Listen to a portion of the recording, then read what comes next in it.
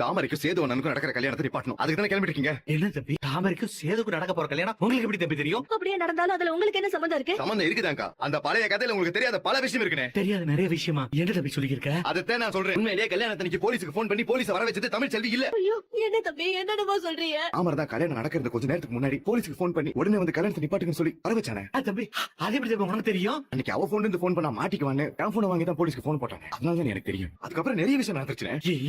என்ன நடந்துச்சு? ஆனா அப்ப எங்க அக்கா ஆஸ்பத்திரி செலவுக்கு ஒரு 15 லட்சம் தேவைப்பட்டுச்சு. அதனால தாமரை கிட்ட பிளாக்மெயில் பண்ணி அப்பப்ப கொஞ்சம் பணத்தை லஞ்சமா வாங்கிக்கிட்டு சேது கிட்ட உண்மை மறைச்சிட்டேன். போன் பண்ணது யாரா சொல்றாரு. இவன் மட்டும் அன்னைக்கு உண்மை சொல்லியிருந்தானா தமிழ் செல்விக்கு நிலைமை வந்துருக்காச்சுப்பா. இவன் மட்டும் பெரிய வீட்டுல வந்து உண்மை சொன்னானா பெரியவர் கண்டிப்பா கல்யாணத்தை நிப்பாட்டி விடுவாரு. ஐயோ அப்பா, முகூர்த்தத்துக்கு வேற நேரம் ஆயிடுச்சு. நாம இங்க இருந்து போறதுக்குள்ள தாலி கட்டிடுவாங்கப்பா.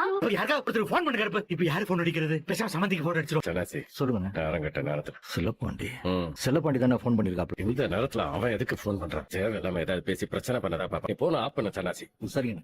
ஐயோ கட் பண்றாரு. மலருக்கு போன் அடிக்கலாம். மலர் கடைக்கு சொல்லுவா. என்ன மலர் போன் எடுக்க மாட்டேங்குது. இருங்க நான் அப்பதான் கிடைக்கிறேன். போடுப்பா.